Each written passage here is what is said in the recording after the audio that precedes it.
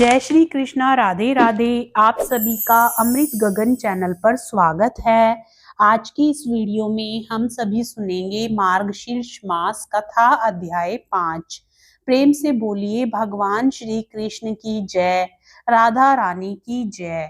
मित्रों, जो हरि का नाम लेगा, हरि उसे बचाने के लिए कलयुग में भी स्वयं प्रकट होंगे, ऐसा भगवान श्री कृष्ण ने कहा है।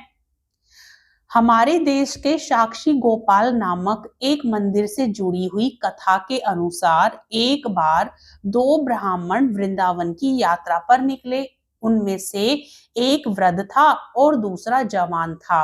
मार्ग लंबा और कठिन था, जिस वजह से उन दोनों यात्रियों को यात्रा के दौरान कई कष्टों का सामना करना पड़ा। उस समय आज की तरह रेलगाड़ियों और बसों की सुविधा उपलब्ध नहीं थी। यात्रा के दौरान युवा ब्राह्मण ने वृद्ध व्यक्ति की खूब मदद की, जिसकी वजह से वृंदावन पहुंचकर उस वृद्ध ब्राह्मण ने कृतज्ञता जताते हुए कहा कि हे युवक, तुमने मेरी खूब सेवा की है। मैं तुम्हारा अत्यंत कृतज्ञ हूँ। इस सेवा के बदले में मैं तुम्हें पुरस्कार देना चाहता हूँ। पर उस युवा ब्राह्मण ने पुरस्कार लेने से मना कर दिया, जिसके बाद वृद्ध व्यक्ति हठ करने लगा। फिर उस वृद्ध व्यक्ति ने अपनी जवान पुत्री का विवाह उस ब्राह्मण युवक से करने का वचन दिया।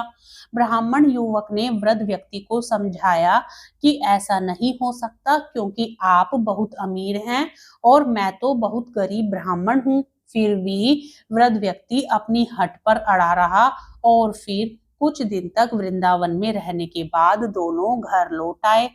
वृद्ध व्यक्ति ने सारी बातें घर पर आकर बताई कि उसने अपनी बेटी का विवाह एक ब्राह्मण से तय कर दिया है, पर पत्नी को ये सब मंजूर नहीं था।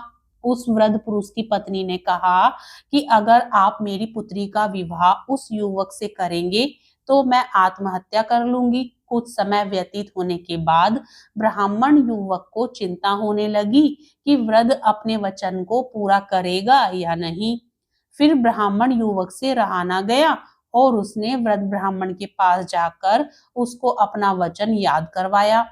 वो वृद्ध पुरुष मौन रहा और उसे डर था कि वो अपनी बेटी का विवाह इससे करवाता है तो उसकी पत्नी अपनी जान दे देगी। वृद्ध पुरुष ने कोई उत्तर नहीं दिया। तब ब्राह्मण युवक ने उसका दिया हुआ वचन याद करवाने लगा। तभी वृद्ध ब्राह्मण के बेटे ने उस ब्राह्मण युवक को यह कहकर घर से निकाल दिया कि तुम झूठ बोल रहे हो, तुम मेरे पिता को लूटने के लिए आए हो। फिर ब्राह्मण युवक ने कहा कि ये सारे वचन तुम्हारे पिताजी ने शिव ग्रह के सामने दिए हैं। तब वृद्ध व्यक्ति का ज्येष्ठ पुत्र, जो भगवान को नहीं मानता था, युवक को कहने लगा कि अगर तुम कहते हो कि भगवान इस बात के साक्षी हैं, तो यही सही। अगर भगवान प्रकट होकर ये साक्ष्य दे कि मेरे पिता ने वचन दिया है, तो तुम मेरी बहन के साथ विवाह कर सकते हो। तब युवक ने कहा, हाँ, मैं भगवान श्री कृष्ण से कहूंगा कि वो साक्षी के रूप में आए। उसे भगवान श्री कृष्ण पर पूरा विश्वास था कि भगवान श्री कृष्ण उसके लिए वृंदावन से जरूर आएंगे। फिर अचानक वृंदावन की मूर्ति से आवाज सुनाई दी कि मैं तुम्हारे साथ कैसे चल सकता हूँ, मैं तो एकमात्र मूर्ति हूँ। तब उस युवक ने कहा कि जब मूर्ति बात कर सकती है तो साथ भी चल सकती है। तब भगवान श्री कृष्ण ने युवक के समक्ष एक शर्त रख दी कि तुम मुझे किसी भी दिशा में ले जाना, मगर तुम पीछे पलटकर नहीं देखोगे। तुम सिर्फ मेरे नूपुरों की ध्वनि से ये जान सकोगे कि मैं तुम्हारे पीछे आ रहा हूँ। युवक ने उनकी बात मान ली और वो वृंदावन चल पड़े।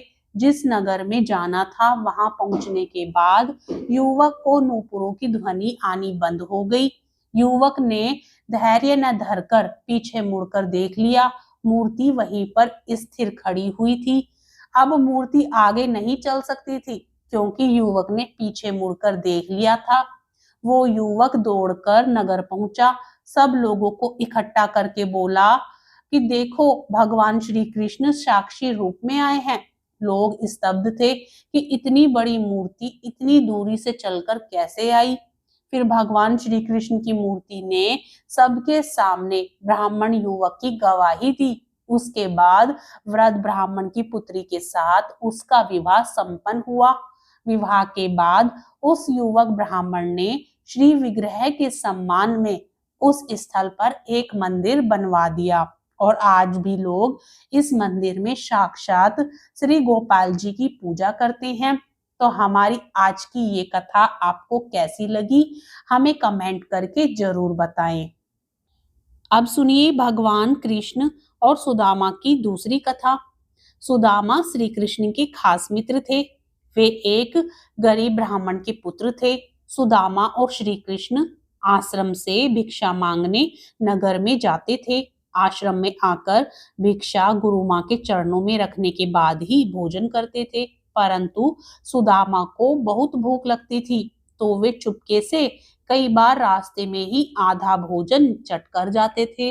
एक बार गुरु माँ ने सुदामा को चने देकर कहा कि इसमें से आधे चने श्री कृष्ण को भी दे देना और तुम दोनों जाकर जंगल से लकड़ी बीन लाओ। फिर दोनों जंगल में लकड़ी बीनने चले गए। वहां बारिश होने लगी और तभी दोनों एक शेर को देखकर वृक्ष पर चढ़ जाते हैं। ऊपर सुदामा और नीचे श्री कृष्ण। फिर सुदामा अपने पल्लू से चने निकालकर चने खाने लगते हैं। चने खाने की आवाज सुनकर श्री कृष्ण कहते हैं, अरे ये कट-कट की आवाज कैसी आ रही है, कुछ खा रहे हो क्या? सुदामा कहता है, नहीं, ये तो सर्दी के मारे मेरे दांत कट-कटा रहे हैं। यह सुनकर श्री कृष्ण कहते हैं, अच्छा, बहुत सर्दी लग रही है क्या? सुदामा कहता है, हाँ। यह सुनकर श्री कृष्ण कहते हैं कि मुझे भी बहुत सर्दी लग रही है। सुना है कि कुछ खाने से शरीर में गर्मी आ जाती है, तो लाओ वो चने जो गुरु माता ने हमें दिए थे, दोनों बांटकर खा लेते हैं। यह सुनकर सुदामा कहता है, चने कहाँ हैं? वो तो पेड़ पर चढ़ते समय ही मेरे पल्लू से नीचे कीचड़ में गिर गए थे। यह सुनकर श्री कृष्ण समझ जाते हैं और कहते हैं, ओ, यह तो बहुत बुरा हुआ।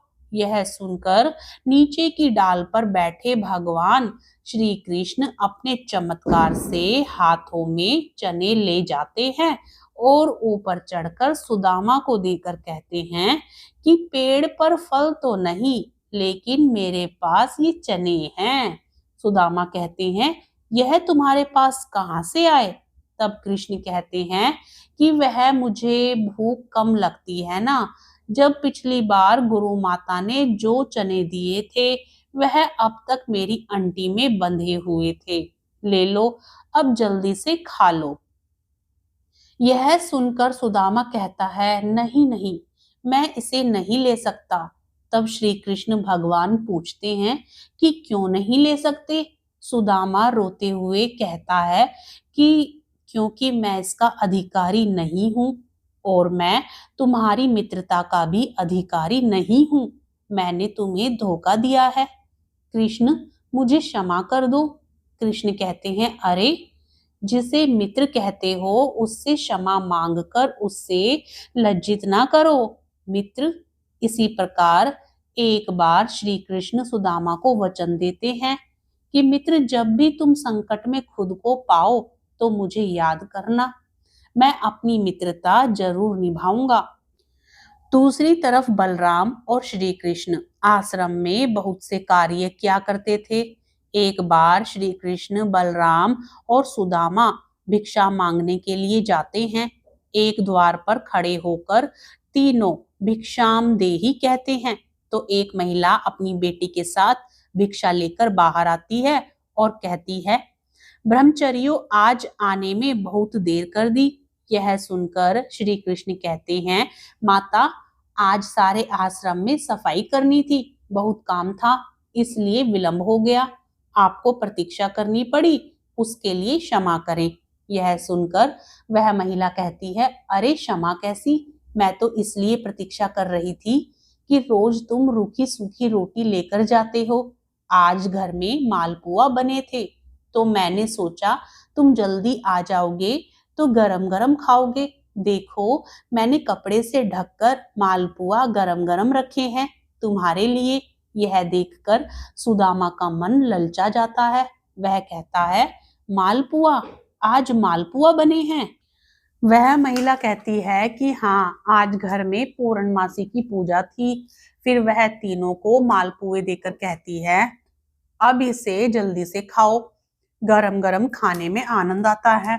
सुदामा तो खाने ही वाला रहता है कि तभी श्री कृष्ण कहते हैं, नहीं माता, हम यहाँ नहीं खा सकते। वह महिला पूछती है, क्यों?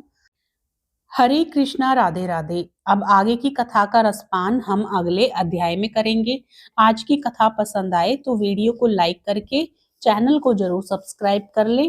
कमेंट बॉक्स में राधा रानी की जय जरूर